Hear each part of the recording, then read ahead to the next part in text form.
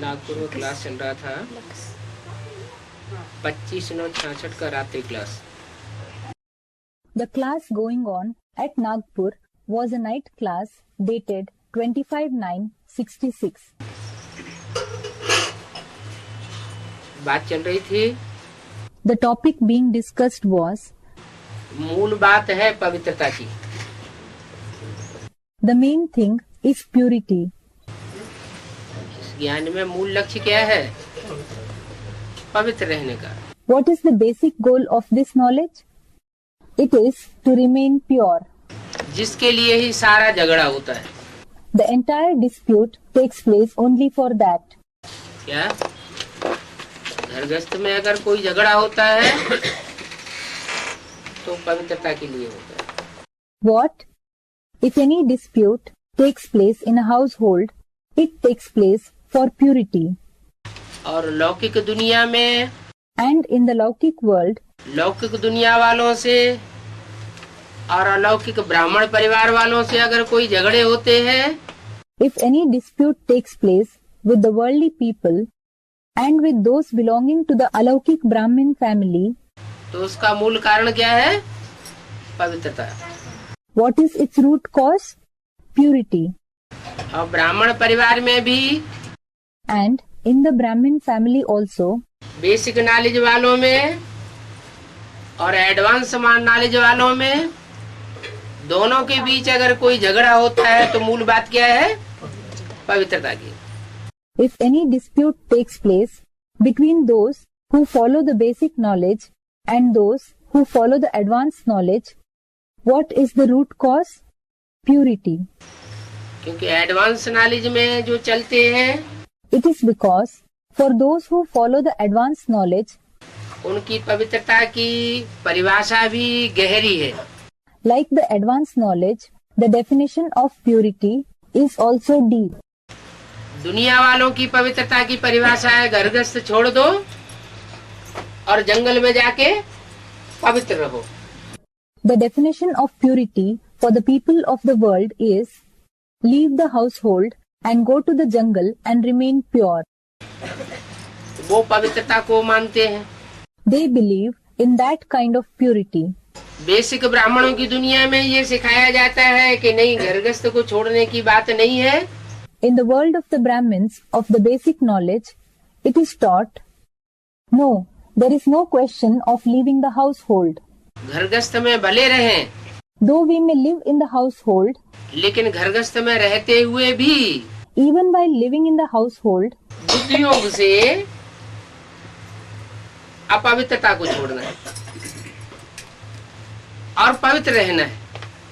we have to leave impurity through the connection of the intellect and remain pure. और advance में And what is it in the advanced party? Advance में तो और ही आगे की बात बताई जाती है। In the advanced party, a deeper point is explained indeed. क्या? What? कि घरगृहस्थ की कीचड़ में रहते हुए भी, कर्मेंद्रियों से कर्म करते हुए भी, It is explained even while living in the mud of the household, even while performing actions through the organs of action, मन बुद्धि को उपराम रखना है। we have to keep the mind and intellect detached. इन बातों को न समझ पाने के कारण झगड़े होते हैं। Disputes arise because of not understanding these topics. क्रोध के कारण कितने मरते हैं। So many people die because of anger. क्रोध कब आता है? When does anger emerge? काम की आस पूरी नहीं होती है तो कामेशु क्रोधेशु हो जाते हैं। When the desire for lust is not fulfilled, they become lustful and angry. That is, kameshu, krodheshu. इसलिए बाप ने बहुत सहज बताया है कि याद करना है। That is why the Father has told us a very simple method that we should remember Him. किसको याद करना है? Whom should we remember? है? मिट्टी को याद करना है, पत्थर को याद करना है। Should we remember soil? Should we remember stone? पत्थर के लिंग को याद करना है। Should we remember a ling made up of stone? कोई भी महात्मा को याद करना है, गुरु को याद करना है, Should we remember some Mahatma, meaning a noble soul? Should we remember a guru? देवता को याद करना है, किसको याद करना है? Should we remember a deity? Whom should we remember? है ऊंच ते ऊंच जो एवर प्योर है, We should remember the one who is the highest on high, the ever pure. कौन? Who is he? शिव बाप या शिव बाबा? Is it the Father Shiv or Shiv Baba? Shiv Baba. Shiv Baba. बाप तो बिंदु, बिंदु बिंदु आत्माओं का बाप ज्योति बिंदु। The Father is indeed a point. The Father of the point-like souls is a point of light. उसके एवर प्योर और नॉन प्योर होने की बात ही नहीं। There is no question of his being ever pure or non-pure, that is impure at all. बिंदी के लिए नहीं कहा जाएगा पवित्र। It would not be said for a point that it is pure. बिंदी जब शरीर में प्रवेश करे और शरीर में प्रवेश करके When the point enters a body and after entering a body, शरीरधारियों के संसर्ग संपर्क में आते हुए भी उस पर संग का रंग कोई भी न लगे, if it is not at all colored by the company, even after coming in contact and connection with the bodily beings, तो उसको कहा जाता है ever pure. it is called ever pure. उसकी यादगार क्या है? What is its memorial? गांव गांव में, शहर शहर में, देश विदेश में, In every village, in every city, in the country and abroad, शिवलिंग रखा हुआ है जलाधारी के साथ। the Shivling is placed along with a Jaladhari, meaning the cup in which the Shivling is placed. It is the female symbol. वो यादगार ये साबित करती है कि एक शिव सुप्रीम सोल ही ऐसा एवर प्योर है। That memorial proves that the Supreme Soul Shiv alone is such ever pure, और वो लक्ष्य देता है। and he gives a goal. क्या लक्ष्य देता है? What goal does he give? कि दूरबाज खुशबाज होने की बात नहीं है। He says that it is not a question of being Durbaz Khushbaz, meaning remaining distant and hence happy. क्या बात है? What is it about? भले साथ में रहो, You may live together, लेकिन बुद्धि को कंट्रोल करो। but control the intellect. बुद्धि का लगाव, बुद्धि का अटैचमेंट नहीं जाना चाहिए। You should not develop attachment through the intellect. ये है असली पवित्रता। This is the true purity. तो बताया कि याद करना है। So it was said, you should remember. याद XYZ कोई को भी याद नहीं करना है। You must not remember any X, Y, Z. किसको याद करना है? Whom should you remember? जो ऊंच ते ऊंच पार्टधारी है। The one who is the highest on high actor. क्या? What? ऊंच ते ऊंच और नीच ते नीचे, ये परमधाम की बात है या इस दुनिया की बात है? Is the topic of the highest on high and the lowest of low about the supreme abode, or is it about this world? इस दुनिया की बात है। It is about this world. इस दुनिया में रह करके जो कर्मेंद्रियों से ऊंच ते ऊंच पार्ट बजा के दिखाए, While living in this world, the one who sets an example of playing the highest on high part through the organs of action और एवर प्योर साबित होकर के दिखाए, वो है ऊंचित। and proves himself to be ever pure is the highest on high. संग का रंग अगर अटैचमेंट है तो जरूर लगेगा। If there is attachment, we will definitely be colored, meaning influenced by the company.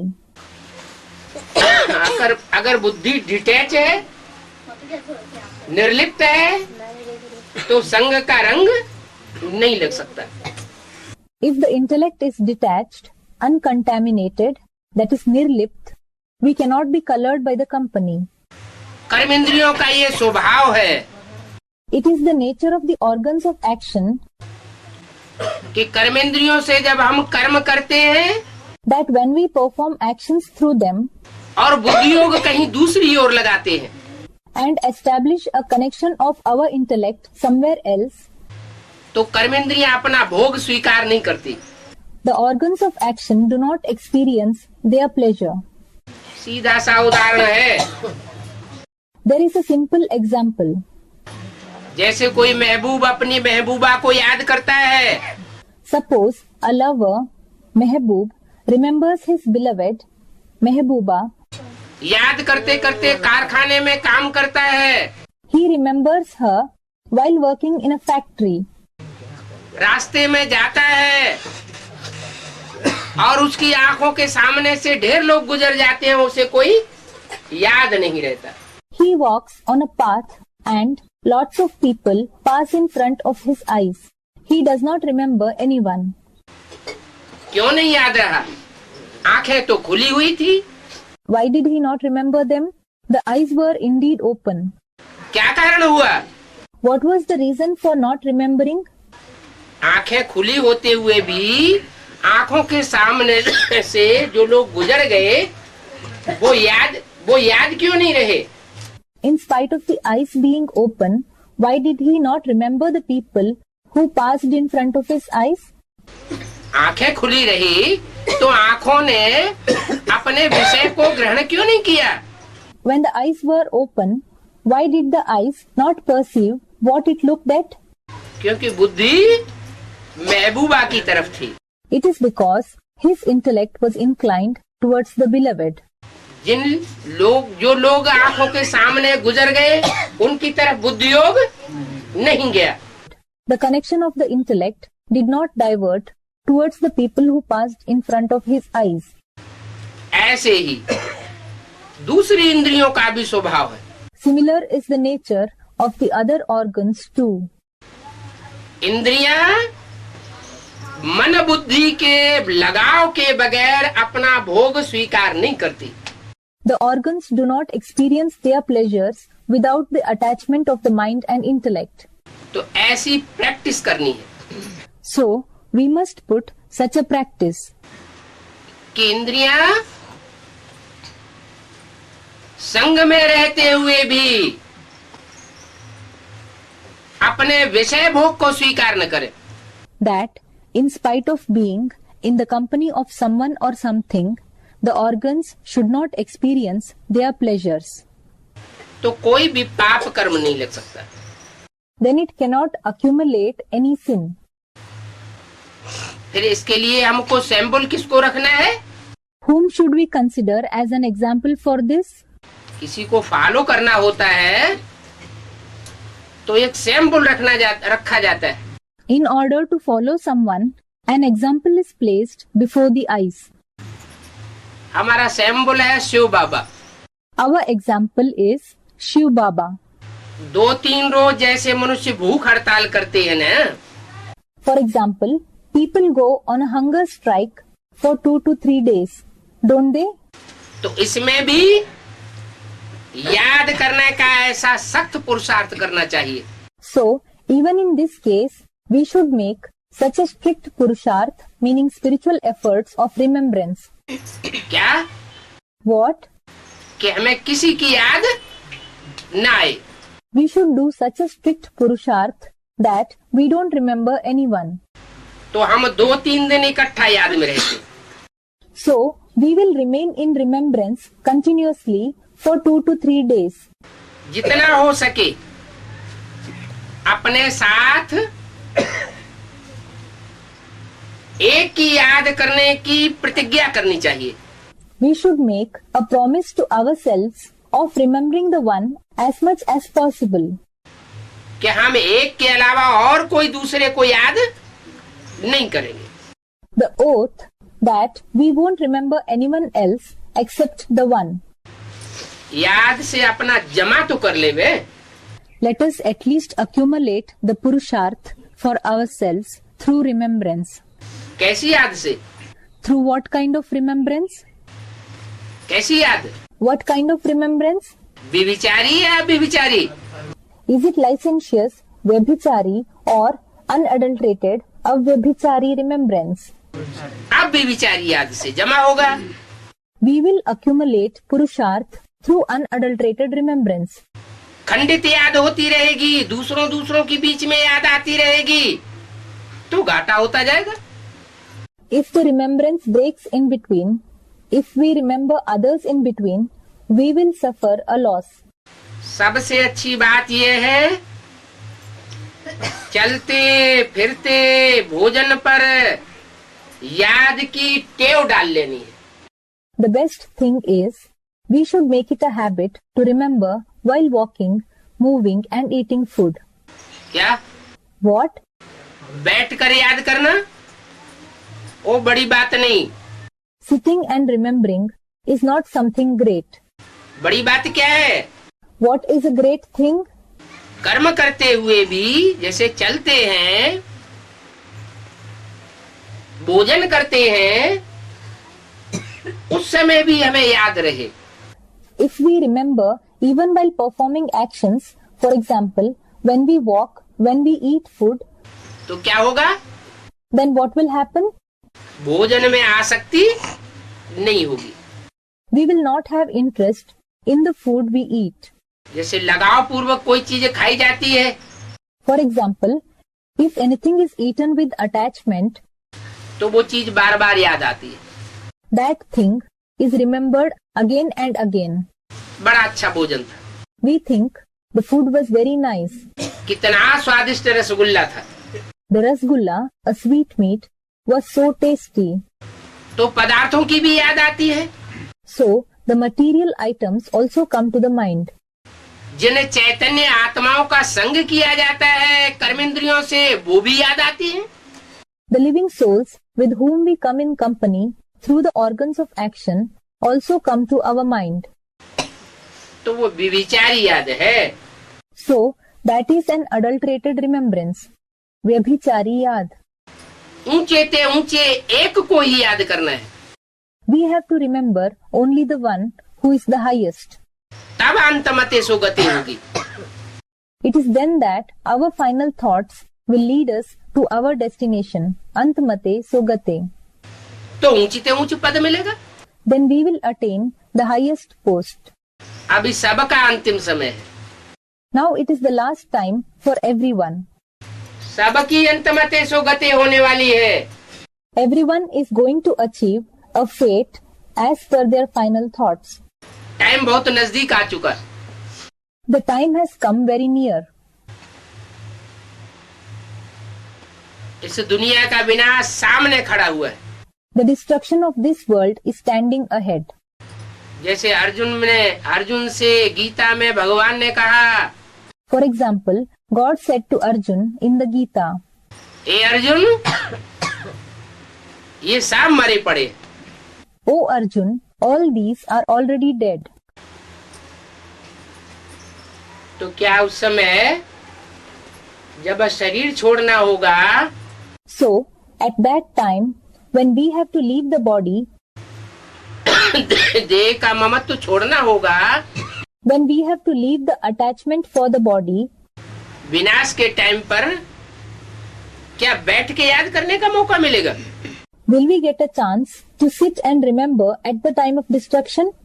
कोई जरूरी है कि चैन से वहां बैठ सकेंगे? Is it necessary to be able to sit peacefully at that time? चारों तरफ हाहाकार होगा, There will be cries of despair, hahakar everywhere. भाग दौड़ मचेगी। People will run helter-skelter. तो उस समय बैठ के याद करने का मौका मिलेगा क्या? So, will we get a chance to sit and remember at that time? नहीं मिलेगा। We won't. तो क्या प्रैक्टिस करनी चाहिए? So, what should we practice? कर्म करते, चलते फिरते, भोजन करते भी याद में रहना है। We should practice to remain in remembrance while performing actions, while walking and moving, and while eating food as well. लेकिन एक की याद में रहना। But we should remain in the remembrance of the one. याद की यात्रा से तुमको फायदे बहुत है। You are benefited a lot from the journey of remembrance. क्या What? क्या फायदा होगा? What will be the benefit? एक तो अब विचारी याद की प्रैक्टिस पड़ेगी। Firstly, you will develop the practice of unadulterated remembrance. दूसरा, Secondly, जितना जितना हम याद करेंगे उतना वायुमंडल शुद्ध होगा। the more we remember, the more the atmosphere will become pure. याद के टाइम में हमारी आंखों से जो वाइब्रेशन निकलता है, जिन जिन आत्माओं पर, वस्तुओं पर वो वाइब्रेशन पड़ेगा, The vibrations that emerge from our eyes at the time of remembrance, the souls and the things on which those vibrations fall, वो पदार्थ भी, वो आत्माएं भी पवित्र होती जाएंगी। those things as well as those souls will become pure. जितना जितना हम अभी विचारी याद में रहेंगे, हमारे पाप कर्म भस्म होते जाएंगे। The more we remain in unadulterated remembrance, our sins will be burnt to ashes to that extent. और जितने जितने हमारे पाप कर्म भस्म होंगे, And the more our sins are burnt to ashes, उतना हम धर्मराज की सजाओं से बचेंगे। we will be saved from the punishments of Dharamraj, the Chief Justice, to that extent. और धर्मराज की सजाओं से जितना जितना हम बचेंगे, And the more we remain safe from the punishments of Dharamraj, उतना उतना हमको ऊंच पद मिलेगा। we will attain a higher post to that extent. जन्म जन्मांतर के लिए ऊंचा पद बन जाएगा। We will attain a high post for many births. तो याद से कितने फायदे हैं। So there are so many benefits from remembrance. कहते हैं योग बल से विश्व की बादशाही मिल सकती है। It is said we can attain the emperorship of the world through the power of yoga, Yog Bal. तो जब सारे ही विश्व की बादशाही मिल सकती है, So when the emperorship of the entire world can be obtained, जो विश्व की बादशाही आज तक हिस्ट्री में बड़े बड़े महत्वाकांक्षी हुए, उन्होंने भी विश्व की बादशाही प्राप्त नहीं कर पाई। the emperorship of the world, which even the great ambitious people who existed so far in history weren't able to achieve. उन्होंने सोचा कि बाहुबल से हम सारी दुनिया को जीत लेंगे। They thought that they could win the entire world through physical power, Bahubal. Hitler, Napoleon, Mussolini, कोई भी विश्व के ऊपर विजय प्राप्त नहीं कर सके। Hitler, Napoleon, Mussolini, none of them were able to achieve victory over the world. ऐसी विश्व की बादशाही योग बल से प्राप्त हो सकती है। If such an emperorship of the world can be achieved through the power of yoga, तो योग बल से क्या नहीं प्राप्त हो सकता?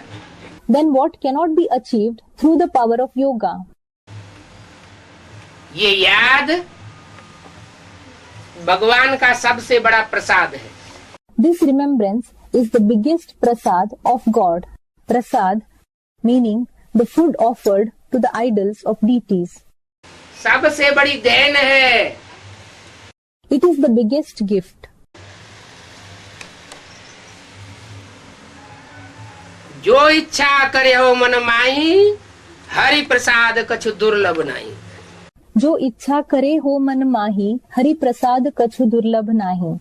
Whatever wish you may make in the mind, it is not difficult to attain it if there is the blessings of Hari, meaning Lord Vishnu. कोई भी इच्छा करो, Whatever you desire, याद के बल से वो इच्छा पूर्ण हो सकती है। it can be fulfilled through the power of remembrance. याद में इतनी ताकत बताई, remembrance is said to have such power.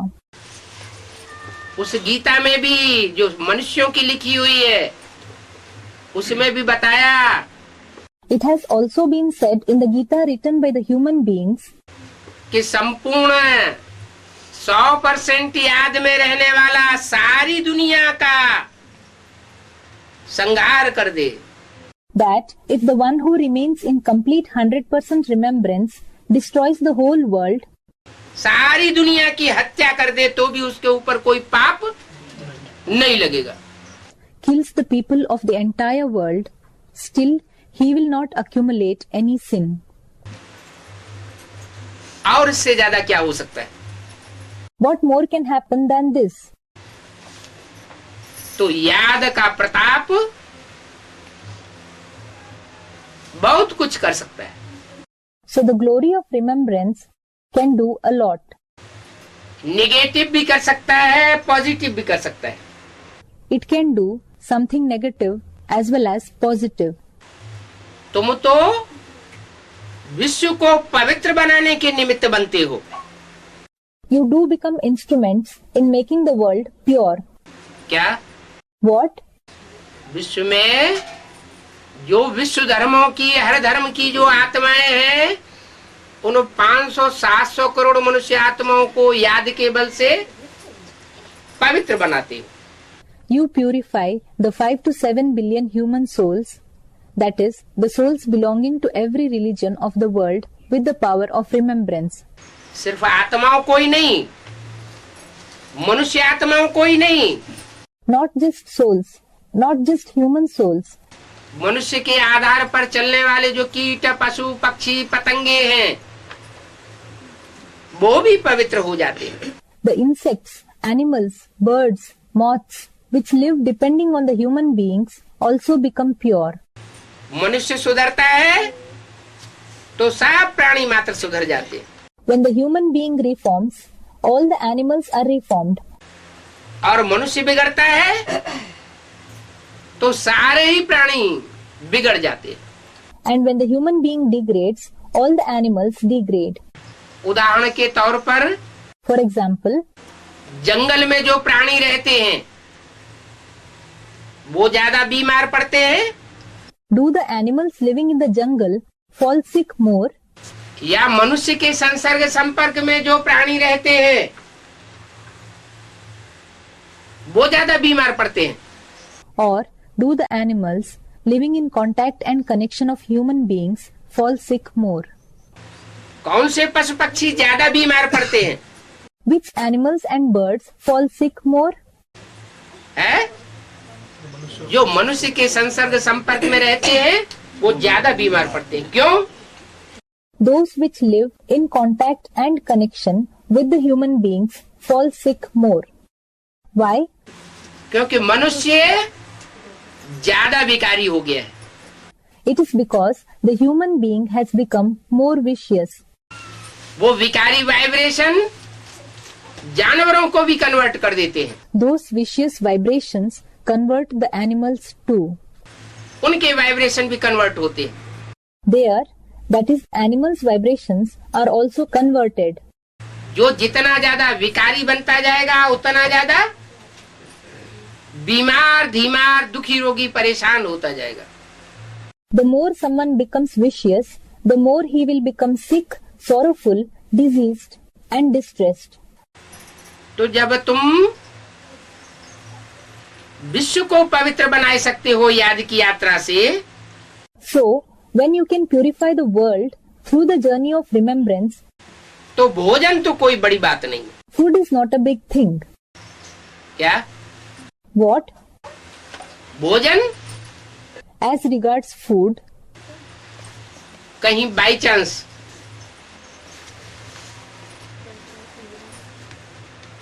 रिश्तेदारी में हम सेवा करने के लिए गए by chance, if we went to the relatives for service, और वो रिश्तेदार नाराज हो जाते हैं कि तुम हमारे घर का भोजन क्यों नहीं खाते, and those relatives become displeased, saying, "Why do you not eat food at our house? हम क्या भंगी हैं? Are we bhangis, meaning sleepers?" तो ऐसी याद की तीखी यात्रा में रह करके भोजन करेंगे So, in such a situation, if you eat the food by remaining in a journey of intense remembrance, तो वो भोजन विपरीत असर नहीं डालेगा। that food will not have an adverse effect. भोजन को पवित्र बनाना भी कोई बड़ी बात नहीं है। Making the food pure is not a big thing either. जब भोजन बनाते हो When you prepare food, तो बाप की याद में रह करके भोजन बनाते हो तो वो पवित्र बनता है। it becomes pure if you cook the food in the remembrance of the Father. अगर व्यभिचारी याद में रह करके तुम भोजन बनाते हो तो भोजन भी क्या हो जाएगा? If you prepare the food being in adulterated remembrance, what will the food also become? अपवित्र हो जाएगा। It will become impure, भले तुम अपने हाथ से बनाते हो though you prepare it with your own hands. तो भोजन को परिवर्तन करना, So, transforming the food, पवित्र बनाना ये कोई बड़ी बात नहीं है। making it pure is not a big thing. बाप को याद करके दृष्टि दी, बस। Remember the Father and give drishti. That is all. याद में भोजन खाओ। Eat the food in remembrance. Military के लोग होते हैं, उनको तो कैंटीन में खाना पड़ता है। Military people have to eat at the canteens. उनको कंपल्सन है कि वो अपने हाथ से भोजन बनाकर नहीं खा सकते। There is a compulsion for them that they cannot cook their own food and eat. युद्ध के मैदान में जाएंगे तो उन्हें बना बनाया भोजन लेना ही पड़ेगा। When they go to the war field, they will compulsorily have to take ready-made food. तो क्या वो अपवित्र बनते रहेंगे? So, will they continue to become impure? वो ज्ञान योग में नहीं चल सकते। Can't they follow the knowledge and yoga that is be in remembrance? ईश्वरीय राजयोग नहीं सीख सकते। Can't they learn the Raja Yoga of God? सीख सकते हैं। They can learn it. उसका तरीका ये है कि याद में रह करके भोजन करें। The method for it is that they should eat food in remembrance. याद में रह करके लड़ाई लड़े, युद्ध करें। They should fight the war in remembrance. मूल बात है विकार की। The main thing is about the vices. विकारी दृष्टि वृत्ति नहीं होनी चाहिए। You should not have vicious vision or vibrations.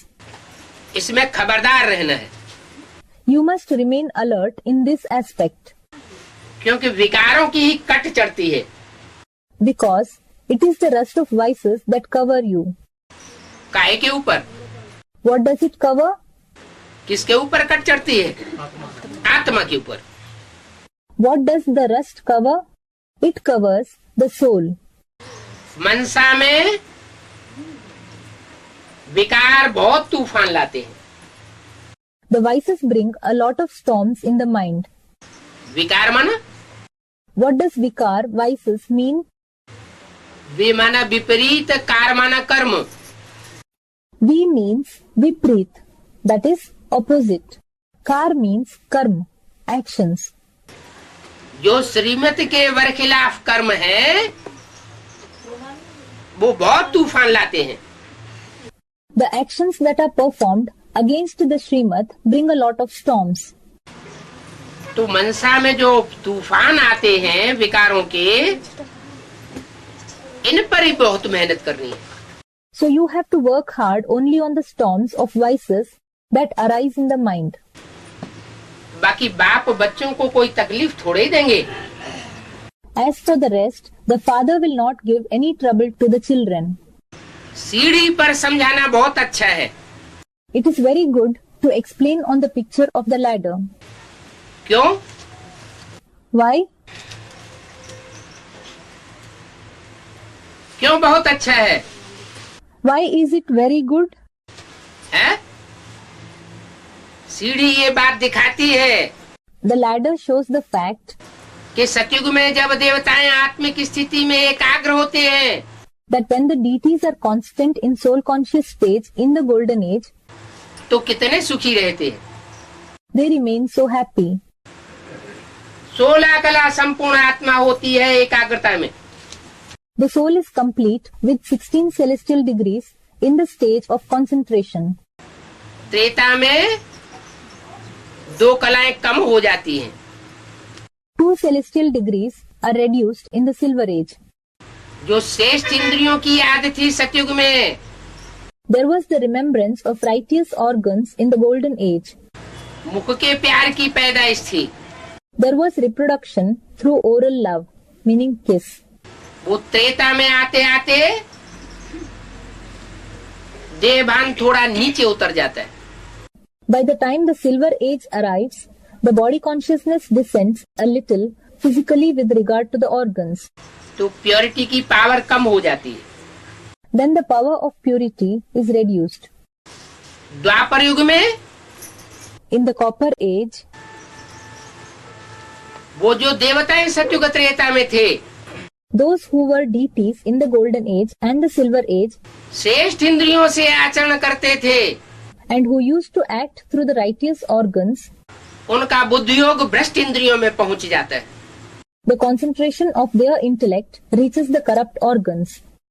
और जब भ्रष्ट इंद्रियों में बुद्धि योग जाता है तो तेजी से पतन होता है।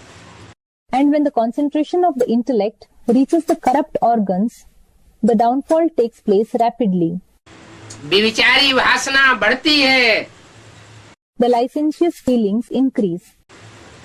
और कलयुग में जाकर And after going to the Iron Age, अनेक मत मतांतरों का सृजन होता है।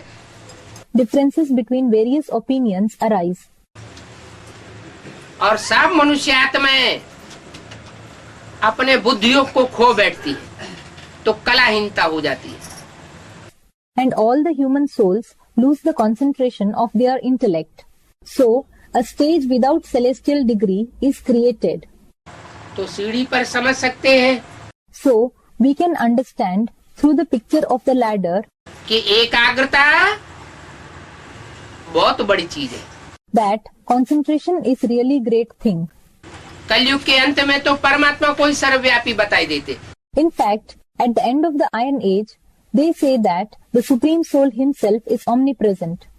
तो बुद्धि योग और ही ज्यादा भटक जाता है कण कण में। Therefore, the concentration of the intellect wanders even more in every molecule. कण कण में बुद्धि योग भटकेगा। When the concentration of the intellect wanders in every molecule, हर मनुष्य आत्मा से वो हम बन करके बैठेगी। when every human soul sits in the form of Shivoham, meaning I am Shiv, आत्मा सो परमात्मा हो जाएगी। when the soul becomes equal to the Supreme Soul, Atma so Paramatma, तो बुद्धियों का हाल क्या होगा? what will be the condition of the concentration of the intellect? एकाग्रता घटेगी Will the concentration decrease या बढ़ेगी? or will it increase? घटेगी। It will decrease. तो सीढ़ी पर समझाना बहुत अच्छा है। So, it is very good to explain on the ladder. रचयिता और रचना की नॉलेज जो ऋषि मुनि भी नहीं जानते थे, The knowledge of the Creator and the creation, which even the holy men didn't know, वो सीढ़ी पर तुम रचयिता और रचना की नॉलेज समझाते हो। you explain on the picture of the ladder that knowledge of the Creator and the creation. रचयिता है राम बाप The Creator is the Father Ram, और रचना है कृष्ण बच्चा। and the creation is the child Krishna. दोनों ही आत्माएं 84 जन्म लेती है। Both the souls take 84 births. पूरे 84 का चक्र लगाती हैं। They pass through the cycle of complete 84 births. ये राज को प्राचीन ऋषि मुनि नहीं जानते थे। The ancient holy men did not know this secret. ब्राह्मणों की दुनिया में भी जो पुराने पुराने ऋषि मुनि हैं, Even in the Brahmin world, the old holy men, दीदी दादी दादाएं हैं, वो भी नहीं जानते हैं। the didis, dadis and dadas do not know either. कि इस सृष्टि में प्रैक्टिकल में रचयिता कौन है? who the creator is in a practical form in this world. रचयिता होगा, क्रिएटर होगा, If there is a creator, तो साकार में होगा या निराकार में होगा? will he be in the corporeal form or in the incorporeal form? साकार में होगा। He will be in the corporeal form. और उसकी जो फर्स्ट क्लास क्रिएशन होगी, And his first class creation, first class रचयिता की फर्स्ट क्लास क्रिएशन, वो भी साकार में होनी चाहिए। that is, the first class creation of the first class creator should also be in the corporeal form. तो रचयिता कौन और रचना कौन? So, who is the creator and who is the creation? First class रचना कौन Who is the first class creation और फिर पहली रचना कौन? and who is the first creation? ये ज्ञान होना चाहिए। We must have this knowledge. Shiv परमात्मा जब इस सृष्टि पर आता है When the Supreme Soul Shiv comes in this world, तो पहली रचना कौन सी रचता है? which is the first creation he creates? माता। The mother. माता में प्रवेश करके ज्ञान को सुनने और सुनाने का फाउंडेशन डालता है। He enters the mother and lays the foundation of listening and narrating knowledge. तो वह है प्रकृति माता, गीता माता। So, she is the mother nature, the mother Gita. बहुत पावरफुल है। She is very powerful. जब वो विकराल रूप धारण करती है When she takes a ferocious form, तो माँ काली बन करके सब असुरों का संहार कर देती है। she becomes Mahakali, that is a goddess, and destroys all the demons. वही बचते हैं जो नई सृष्टि में जाने योग्य होते हैं। Only those who are worthy of going to the new world survive. तो सीढ़ी की चित्र में रचना और रचयिता की नॉलेज है। So, the knowledge of the creation and the creator is in the picture of the ladder. इनसे रोशनी बहुत अच्छी आ जाती है। It brings a lot of light of knowledge. 6 by 8 foot के फोल्डिंग चित्र बनाने चाहिए। You must prepare folding pictures of 6 by 8 feet size. जो बड़े चित्र होते हैं वो शो अच्छा करते हैं। The big pictures make a nice show. नहीं तो अंधे की औलाद अंधों को दिखाई नहीं देता है। Otherwise, the blind children of the blind ones are unable to see. बच्चों की विजय तो होगी ही। The children will definitely become victorious. निश्चय बुद्धि विजयते। Meaning, those with a faithful intellect become victorious. कौन से बच्चे जीतेंगे? Which children will gain victory? जो निश्चय बुद्धि होंगे। Those who are Nishchay Buddhi. प्रदर्शनी में जो भी सुनते हैं तो स्वर्ग में तो आ जाएंगे। Whoever listens in the exhibition will come to heaven anyway. हैं?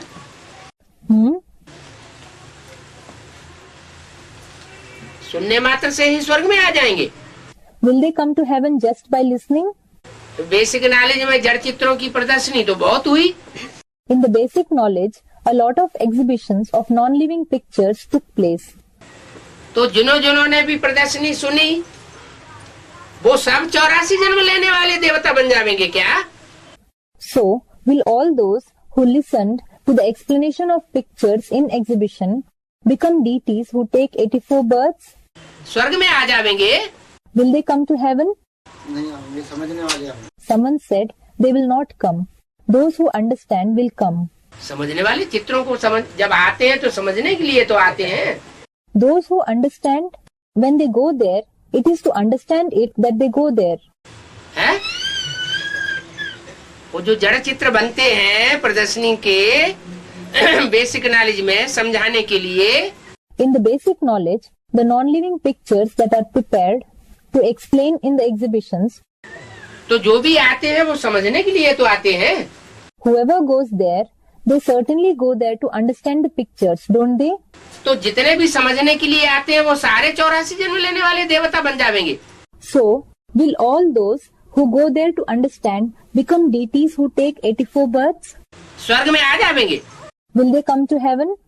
जो समझेंगे वही आएंगे, जो नहीं समझेंगे वो नहीं आएंगे। Someone said, only those who understand will come. Those who do not understand will not come. अरे जड़ चित्रों को क्या समझना है? Array, what is there in the non-living pictures to understand? चेतन चित्र को समझना है। Someone said, we have to understand the living pictures. चैतन्य चित्र बनाने हैं We have to prepare the living pictures और चैतन्य चित्रों पर समझानी देनी। and we have to explain the living pictures. सबसे पहला चित्र बनता है त्रिमूर्ति का। The very first picture prepared is that of the Trimurti. क्या What? जड़ चित्रों में भी सबसे पहला चित्र कौन सा बना? त्रिमूर्ति। Even in the case of the non-living pictures, which picture was prepared first of all? The Trimurti. और चैतन्य चित्रों में भी पहले चित्र बनता है त्रिमूर्ति का। And even in the case of the living pictures, the first picture prepared is that of the Trimurti. 3 seats fix होंगी। It was said in the Avyaktavani, 3 seats will be fixed. होंगी कि हो गई है? Will they be fixed or have they already been fixed? 3 seat fix हो गई। 3 seats were fixed. इस सृष्टि पर ब्रह्मा का प्रैक्टिकल चित्र चैतन्य में पार्ट बजाने वाला कौन? Who is the practical picture of Brahma who plays the role of Brahma in a living form in this world? साकार में होना चाहिए। He should be in a corporeal form. Vishnu का पार्ट बजाने वाला साकार कौन? Who is the actor who plays the part of Vishnu in the corporeal form? जिसमें ला और लव दोनों का बैलेंस हो। The one in whom there is a balance of both law and love. और लाफुल पार्ट बजाने वाला कौन? And who plays the lawful part? तीसरी मूर्ति जो दिखाई गई है It is the third personality that has been depicted, Shankar. meaning Shankar. ये तीनों मूर्तियों का ज्ञान बुद्धि में होना चाहिए। The knowledge of all these 3 personalities should be in the intellect. अगर बुद्धि में ये ज्ञान नहीं है If this knowledge is not in the intellect, तो स्वर्ग में आने योग्य नहीं है। क्यों? they are not worthy of coming to heaven. Why? 3 मूर्तियों की प्रैक्टिकल में पहचान अगर बुद्धि में नहीं है If the recognition of the 3 personalities is not in the intellect, in practical, तो वो आत्मा स्वर्ग में जय नहीं सकते। नहीं आ सकती। that soul cannot come to heaven. बाप को त्रिमूर्ति बाप को नहीं पहचाना If they did not recognize the Father, the Trimurti Father, तो बाप का वर्षा स्वर्ग कैसे मिलेगा? how will they receive the inheritance of the Father, that is heaven? इस जन्म में जीते जी नहीं मिल सकता। They cannot receive it in this birth while being alive. अगले जन्म में मिल सकता है। They can receive it in the next birth. माना 82-83 जन्म का प्राप्ति कर सकता है। It means that they can make attainment for 82-83 births. लेकिन 84 जन्म की प्राप्ति नहीं कर सकता। But they cannot achieve the attainment for 84 births. तो प्रदर्शनी में जो भी सुनेंगे वो स्वर्ग में आ जाएंगे। So, all those who listen to the exhibition will come to heaven. कौन सी प्रदर्शनी में? In which exhibition? चैतन्य चित्रों की प्रदर्शनी में जो सुनेंगे वो स्वर्ग में आ जाएंगे। Those who listen in the exhibition of the living pictures will come to heaven. परंतु सिर्फ सुनने का पुरुषार्थ नहीं करना है। But we must not make the purusharth of listening only. ऊंच पद पाने का पुरुषार्थ करना है। We have to make purusharth to achieve a high post. सुनना सुनाना ये तो भक्ति मार्ग में भी 63 जन्म होता आया। Listening and narrating took place in the path of devotion for 63 births as well. नई दुनिया में जाकर प्रजापद पाना ये कोई बड़ी बात नहीं है। To achieve the post of a subject after going to the new world is not a big thing. बड़ी बात क्या है? What is a big thing? नई दुनिया में राजयोग के द्वारा राजघराने में आने का पुरुषार्थ करना। To make Purusharth to come in the royal family through Raja Yoga in the new world. कम से कम 16,108 की लिस्ट में तो आवे।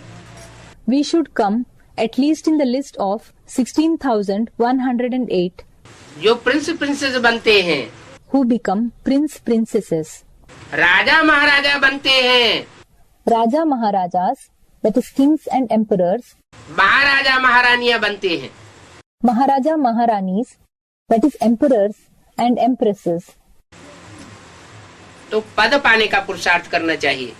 So we must make Purusharth to achieve a post. 16,000 का भी लास्ट पद पाने का पुरुषार्थ नहीं करना है। We must not make Purusharth to achieve the last position even in the rosary of 16,000. क्या करना है? What should we do? कम से कम 1,000 जो ब्रह्मा की सहयोगी आत्माएं गाई हुई हैं, We should make Purusharth to come in the list of at least the 1,000 helpful souls of Brahma which are famous. जो कहते हैं श्री श्री 1008 सच्चिदानंद स्वामी जी महाराज।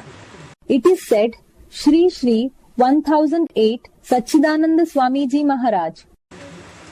वो तो टाइटल धराए लेते हैं। They just assume a title.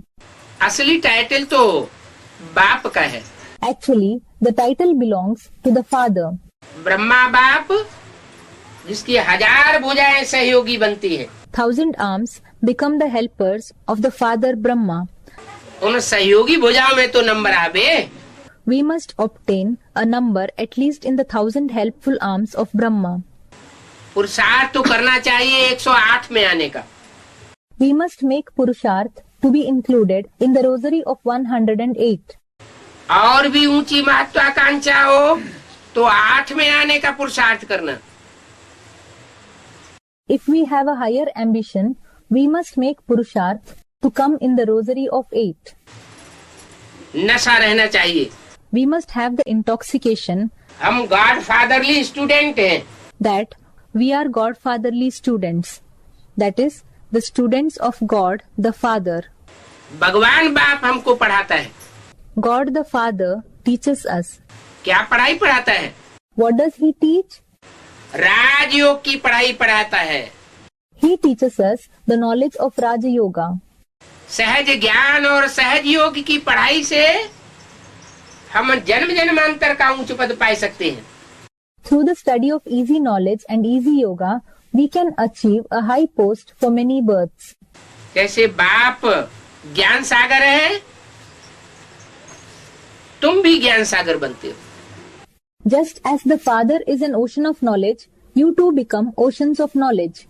जो जितना ज्ञान धारण करता है वो उतना ही ऊंच पद पावेगा।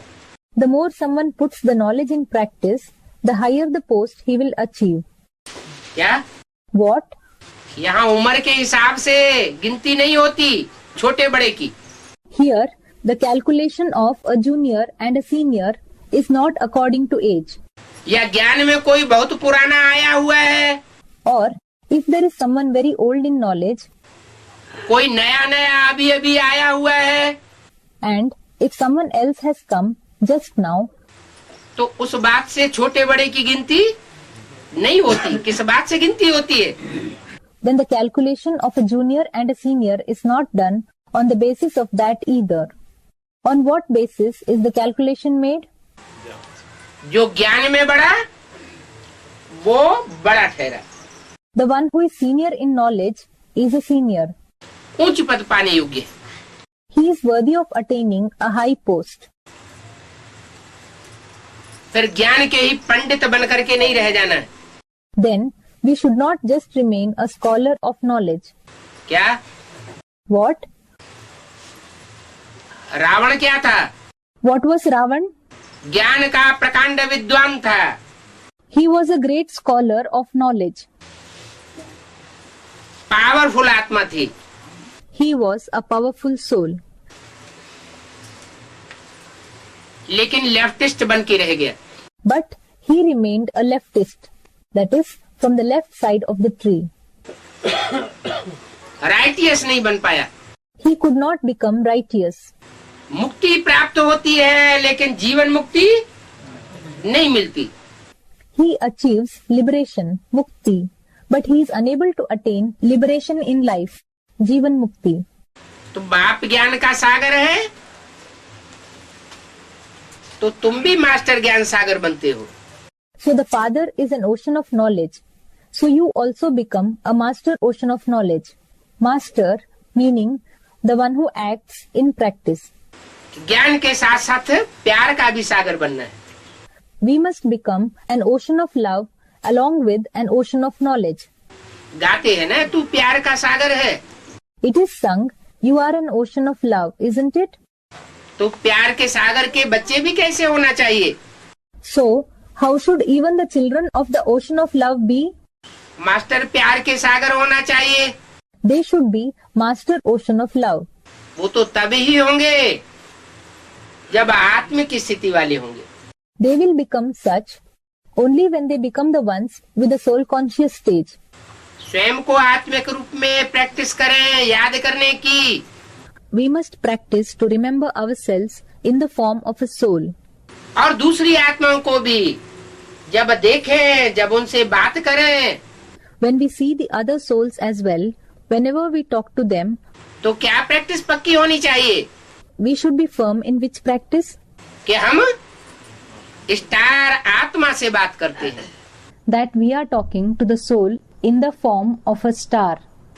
तो ज्ञानी भी बनना है, So, we should become knowledgeable, प्यारा भी बनना है और पवित्र रहना है।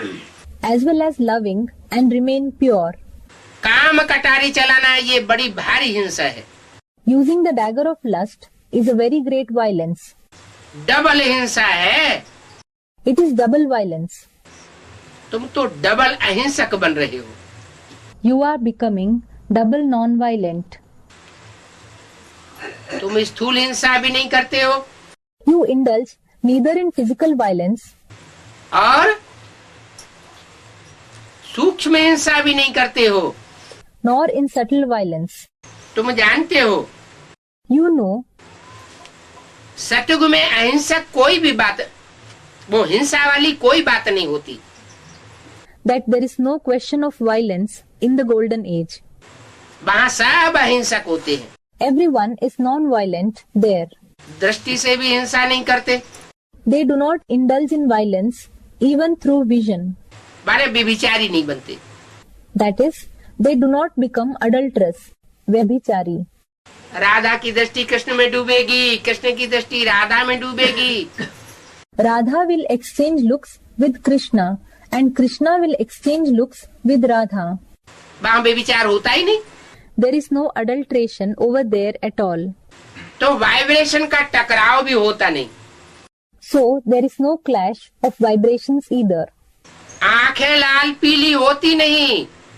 The eyes do not become red and yellow in anger. दृष्टि में भी क्रोध नहीं आता। Anger does not reflect even in the vision. बाप ने समझाया है The Father has explained, ये महाभारी महाभारत लड़ाई तो नामी ग्रामी है। this Mahabhari Mahabharat war, the massive war of Mahabharat, is famous. कैसी लड़ाई? What kind of a war? महाभारी। Mahabhari, massive. इतना खूनखार युद्ध और किसी लड़ाई में 2500 वर्ष में नहीं हुआ। Such a fierce war has not been fought in any battle in the past 2500 years. पहले ब्राह्मणों की दुनिया में सूक्ष्म रूप से महाभारी महाभारत संकल्पों का युद्ध होता है। First, the Mahabhari Mahabharat war of thoughts is fought in a subtle form in the Brahmin world. वाचा का युद्ध होता है A war of words is fought. और जब वो युद्ध पूरा होता है And when that war is over, तो बाहर की दुनिया में खूनी क्रांति होती है। a bloody revolution takes place in the outside world. एक होता है संकल्पों का खून One is the blood of thoughts और एक होता है स्थूल खून। and the other is the physical blood. नसें नाड़ियों में दो तरह का खून बहता है। Two kinds of blood flows in the veins and arteries. शुद्ध खून भी और अशुद्ध खून भी। Pure blood as well as the impure blood. तो दो सेनाएं हैं, So there are two armies. एक आसुरी और दूसरी देवताई। One is demonic and the other is divine. दैवी सेना श्रेष्ठ संकल्प धारण करती है। The divine army inculcates righteous thoughts. श्रेष्ठ संकल्पों का खून बहाती है। It makes the blood of righteous thoughts to flow. कोई की ग्लानि नहीं कर सकती। It cannot defame anyone. ज्ञान की बातें सुनना और ज्ञान की बातें सुनाना। Listening to the topics of knowledge and narrating the topics of knowledge. ज्ञान का मनन चिंतन करना और दूसरों को भी ज्ञान का मनन चिंतन मंथन कराना। Thinking and churning knowledge and enabling others also to think and churn knowledge. न किसी की व्यक्तिगत ग्लानि करना और न ग्लानि सुनना। Neither defaming anyone personally nor listening to anybody's defamation. ये किसका काम? Whose task is this? देवताओं का। It is the task of the deities. ये दैवी सेना का काम है। It is the task of the divine army. आसुरी सेना का काम इसके विपरीत है। The task of the demonic army is opposite to this. वो ज्ञान की जगह क्या सुनावेंगे? What will they narrate instead of knowledge? अज्ञान ही सुनावेंगे। They will narrate only the topics of ignorance, ग्लानि की बातें सुनावेंगे। the topics of defamation. तो आसुरी पक्ष ग्लानि सुनाता है। So, the demonic side defames. जो ग्लानि सुनाता है उनका हिस्ट्री में नाम पड़ता है Mughal. The one who defames are named in the history as Mughal. क्या? What? मुगल। Mughal. मुंह कैसा हो गया? What did the mu, that is mouth, become like? गल गया। It melted. Gal gaya. तो ये लड़ाई सामने खड़ी है। So this war is standing ahead. क्या? What? एक सेना ग्लानि का ही इंजेक्शन लगाती रहती है। One army keeps injecting only the injection of defamations, और दूसरी सेना बाप से जो मिला हुआ ज्ञान है उसे ज्ञान का इंजेक्शन लगाती है। while another army injects the injection of the knowledge received from the father. ये लड़ाई नामी ग्रामी है, 5 वर्ष भी चल सकती है। This war is famous. It can continue even for 5 years. परंतु समझते हैं अर्जुन देरी है। But you think that there is still some time. राजधानी अभी पूरी स्थापन कहाँ हुई है? The capital has not yet been established completely. जब तक पूरी राजधानी स्थिरियम नहीं होती, राजधानी हिलती डुलती है। Until the complete capital stabilizes, as long as the capital keeps shaking, तब तक विनाश नहीं हो सकता। the destruction cannot take place. ये भी जानते हैं You also know that सब देश एटॉमिक बॉम्ब्स बनाए रहे हैं। all the countries are preparing atomic bombs. क्या? What? भारत में भी एटॉमिक बॉम्ब्स बनाने का प्रयास कर रहे हैं। Efforts are being made to prepare atomic bombs in India as well. Pakistan जैसे छोटे छोटे देश भी एटॉमिक बॉम्ब्स बनाए रहे हैं। Small countries like Pakistan also are preparing atomic bombs. बड़े बड़े देशों की तो बात छोड़ो, Leave aside the topic of big countries. ये एटॉमिक बॉम्ब्स भी बेचना शुरू कर देंगे। They will start selling these atomic bombs as well. और बच्चों ने विनाश का साक्षात्कार भी किया है। And the children have had the visions of destruction as well. तुम तो बैठे हो नर से नारायण बनने के लिए। You are sitting here to transform from a man to Narayan. नर से नारायण वो ही बनेंगे जो स्थापनाकारी होंगे। Only those who are establishers will transform from a man to Narayan. तो बच्चों को बड़ा उल्लास में रहना चाहिए। So, the children should be in a lot of enthusiasm. उमंग उत्साह में रहेंगे तो दूसरों को भी उमंग उत्साह के वाइब्रेशन देंगे। If you remain in zeal and enthusiasm, you will spread the vibrations of zeal and enthusiasm to others too. गिरना नहीं चाहिए। You must not fall down. संकल्पों में भी नेगेटिव संकल्पना है। Even at the level of thoughts, negative thoughts should not emerge. गिरे हुए संकल्पनाएं, Degraded thoughts should not emerge in the mind. वाचा भी गिरी हुई न निकले, हल्की वाचा न निकले। Even the words spoken should not be degraded. The words spoken should not be cheap. हार नहीं खानी चाहिए। You must not accept defeat. काम विकार की चोट खाना खराब कर देती है। The beating of lust brings harm. बहुत संभाल करनी है। You must be very cautious. फिर भी माताएं पुकारती हैं, हमको नग्न करते हैं। Even so, the mothers call, saying that they are made naked. लेकिन माताएं हो चाहे भाई हो, काम महाशत्रु तो दोनों का है। But whether it is the mothers or the brothers, lust is the biggest enemy of both. भले भाइयों को बाबा ने दुर्योधन दुशासन कह दिया, Although Baba has called the brothers Duryodhans and Dushasans, लेकिन दुर्योधन दुशासन की एक्टिविटी के प्रभाव में क्यों आना चाहिए? why should the mothers be influenced by the activities of the Duryodhans and Dushasans? That is villainous characters in the epic Mahabharata. माताओं का मन चंचल क्यों होना चाहिए? Why should the mind of the mothers become inconstant? अगर प्रभावित होती हैं तो उनकी प्रजा बनना पड़े। If they are influenced by them, they will have to become their subjects. वाचा से प्रभावित होती है, उनके वाइब्रेशन से प्रभावित होती है, विकारी दृष्टि से प्रभावित होती है। If they are influenced by their words, their vibrations, their vicious vision, या कर्मेंद्रियों से प्रभावित होती है, or if they are influenced by their organs of action, तो प्रजा बनने की शूटिंग होती है।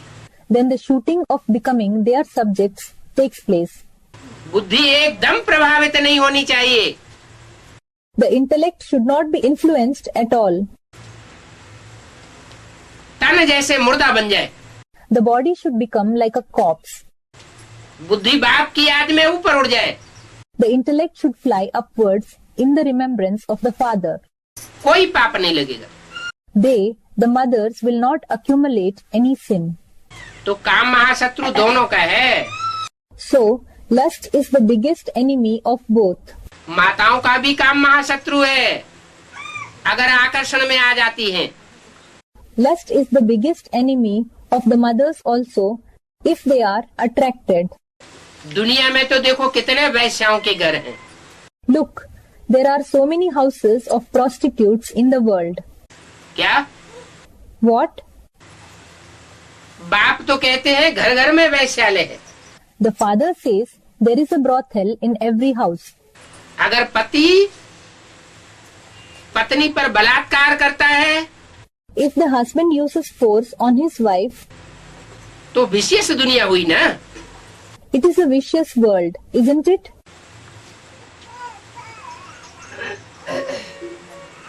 माताएं मन बुद्धि से एक बाप की बन चुकी। The mothers belong to the one father through their mind and intellect. मन बुद्धि से उन्होंने तन मन धन सब बाप का बनाई दिया।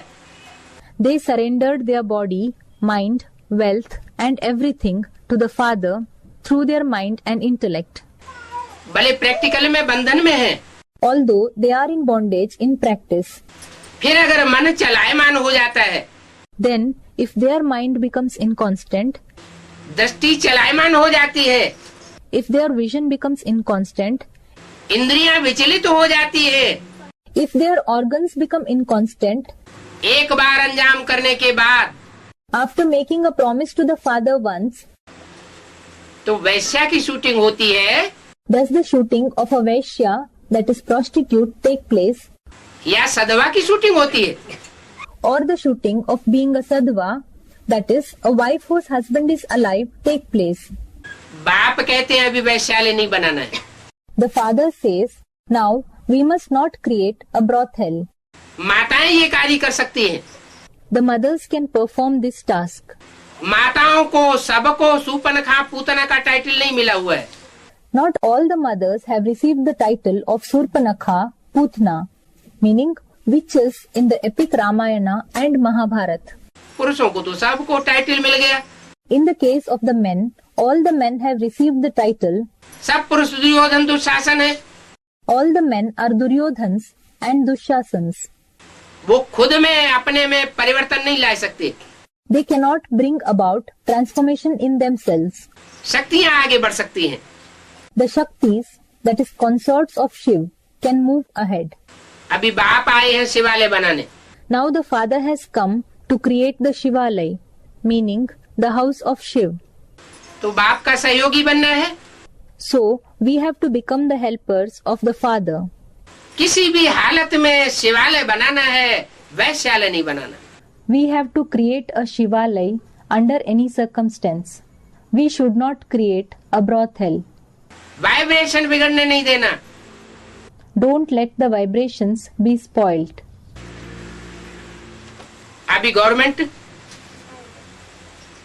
पीछे हट रही है, Now the government is moving back क्योंकि तुम समझते हो ये तो रावण राज्य है, because you understand this is the kingdom of Ravan. Ravan राज्य में वैश्यालय घटेगा या बढ़ेगा? Will the number of brothels decrease or will it increase in the kingdom of Ravan? Someone said it will increase. पढ़ाई ऐसी पढ़ाई जा रही है, The knowledge being taught itself is such. विदेशी सभ्यता की। It is the knowledge of the foreign civilization. बाप कहते हैं ये डॉगली पढ़ाई है, The father says this is a dogly study, कुत्ता कुतिया बनाने वाली पढ़ाई। a study that makes us into a dog or a bitch. कोई यार प्यार इस दुनिया में, कलयुग की दुनिया में नहीं होता। There is no friendship or love in this world, in this Iron Age world. सब धोखेबाज है। All are deceitful.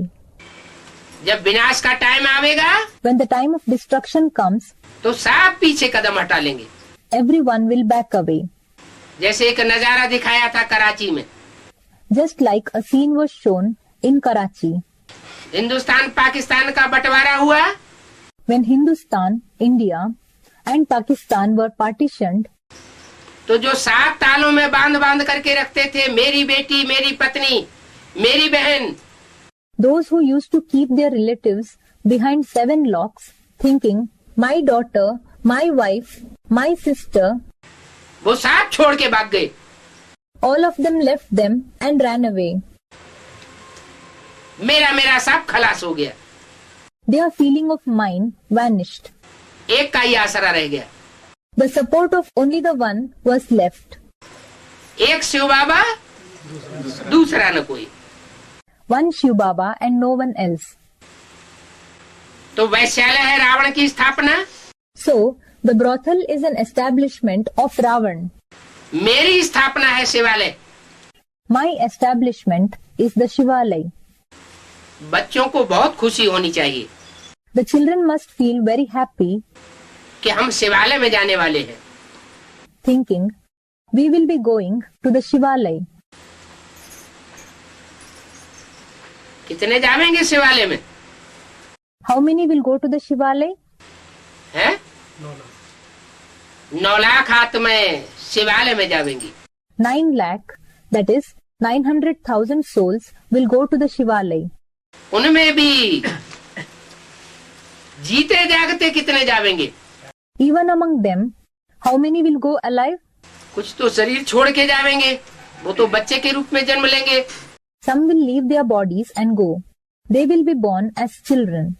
जो अपने शरीर को ही रिजुविनेट करके जावेंगे, Those who rejuvenate their bodies itself वो माता पिता के रूप में होंगे नई सृष्टि में। will be present in the form of parents in the new world. बाकी 9 लाख के अलावा जितने भी जावेंगे, Apart from the 9 lakhs, all those who go there वो कम कलाओं वाले बनेंगे। will become the ones with lesser celestial degrees. यहाँ कच्चे ब्राह्मण बनते हैं, पूरा ज्ञान नहीं उठाते, If they become weak Brahmins here, if they do not obtain complete knowledge, तो वहाँ कच्चे देवता बन पड़ते हैं। they become weak deities there. 15.16 कला संपूर्ण देवता बनेंगे, उससे भी नीचे बनेंगे। They will become deities with 15 and 3/4 celestial degrees or even less than that. 83 जन्म लेने वाले बनेंगे, उससे भी कम जन्म मिलेंगे। They will become the ones who take 83 births or still less than that. और उसका अंजाम क्या होगा? And what will be the result? जब द्वैतवादी युग द्वापर शुरू होगा, When the dualistic age, that is the copper age begins, तो दूसरे धर्मों में कन्वर्ट हो जाएंगे। they will convert into other religions. कच्ची आत्मा ही कन्वर्ट होती है। Only the weak souls convert. देवी देवता सनातन धर्म का जो पक्का होगा, The one who is steadfast in the ancient deity religion वो कभी कन्वर्ट होकर के दूसरे धर्म में जा नहीं सकता। can never convert and go to another religion. तो हर एक बच्चे को अपने लिए पुरुषार्थ करना है। So every child has to make purusharth for himself. बाप के पास तो सब बच्चे हैं। Everyone is a child for the father. क्या कहा? What was said? सब बच्चे हैं, Is everyone a child? माने 500 करोड़ बाप की प्रजा है। It means 5 billion souls are the subjects of the father, that is Prajapita. सब बच्चे हैं, कोई भी धर्म के हों, All are Shiv's children. No matter which religion they belong to, बाप तो सबको पुरुषार्थ कराता है। the father enables everyone to make purusharth. सबका हक है Everyone has the right बाप से वर्षा पाने का। to obtain the inheritance from the father. एक बाप से सब वर्षा पाते हैं। Everyone obtains the inheritance from the one father. कोई मुक्ति का पाते हैं, कोई जीवन मुक्ति का पाते हैं। Some receive the inheritance of mukti, liberation, and some receive the inheritance of jivan mukti, liberation in life. इसलिए अब बच्चों को आत्माभिमानी बनना है। That is why now the children have to become soul conscious. शरीर का भान छोड़ देना है। You have to leave the consciousness of the body. क्या? What? ऐसे नहीं कि हम तो अभी बच्चे हैं ना। You should not think we are still children, aren't we? बाप तो बाप है। The father is after all the father. नहीं, No, हम बाप के बच्चे हैं। you should think we are the children of the father. अपने कुल का फखुर होता है ना। We feel proud of our clan, don't we? कौन से बाप के बच्चे हैं? We are the children of which father? हमारा बाप सूर्य है। Our father is the sun, Surya. तो हम कौन से वंश के हुए? So, we belong to which dynasty? हम सूर्यवंशी बच्चे हैं। We are Suryavanshi children, that is, those of the sun dynasty. अपने कुल का फखुर रहना चाहिए। We must be proud of our clan. बाप कहते हैं, The father says, मैं आता ही भारत खंड में हूँ। I come only in the land of India. क्या? What? अरब खंड में नहीं आता हूँ, इस्लामी में। I do not come in the Arab land in a person of Islam. Christian खंड में नहीं आता हूँ, कोई यूरोपीय में आ जाऊँ। I do not come in the Christian land. It is not that I would come in a European या क्रिश्चियन धर्म में कन्वर्ट होने वाले में आ जाऊंगा। or a person who converts to Christianity या चीनी जापानी में आ जाऊंगा, मलेशियन में आ जाऊंगा। or that I would come in a Chinese, Japanese or a Malaysian बौद्धी में आ जाऊं। or in a Buddhist. मैं किस में आता हूँ? In whom do I come? बौद्धी धर्म खंड वाले में भी नहीं आता हूँ, क्रिश्चियंस में भी नहीं आता हूँ। I do not come in a person belonging to the Buddhist land. I do not come in the Christians either. और इस्लामी या मुसलमान में भी नहीं आता हूँ, किस में आता हूँ? Nor do I come in a person belonging to Islam or a Muslim. In whom do I come? भारतवासी में आता हूँ, भारत में आता हूँ। I come in an Indian. I come in India. मैं पतित पावन हूँ। I am the purifier of the sinful ones. क्या? What? और दूसरे खंड और वहाँ के वासी बाद में आते हैं। The other lands and their residents come into existence later on. और भारतवासी तो बहुत पुराने हैं। While the Indians, Bharatvasis, are very old. तो ज्यादा पतित कौन बनते? So who become more sinful? जो जास्ती पुराने हैं वो जास्ती पतित बनते हैं। Those who are older become more sinful. तो मैं पतितों को आकर पावन बनाता हूँ। So I come and transform the sinful ones into pure ones. अब आकर के लिबरेट कर रहे हैं। He has now come and is liberating the souls. ये किसको पता ही नहीं है। Nobody knows this at all. क्या? What? दूसरे धर्म खंड वालों को पता नहीं है क्या? The people belonging to other religious lands do not know. What? कि बाप आकर के दुख दर्दों से मुक्ति दिला रहे हैं। They don't know that the Father has come and is liberating the souls from sorrow and pain. ये शरीर रहते रहते जीते जागते दुख दर्दों से मुक्ति पानी है। We have to achieve liberation from sorrow and pain while being in this body, while being alive. उसको कहते हैं जीवन मुक्ति। That is called Jivan Mukti, liberation in life. आगे चल कर के पता लगेगा। We will come to know in the future. क्या? What? कि लिबरेटर बाप आया हुआ है। That the Father, who is a liberator, has come. ये सीढ़ी आदि के चित्र अखबारों में भी डाल देंगे। The pictures of the ladder, etc., will also be published in the newspapers. कि भारत कैसे पतित बनता है।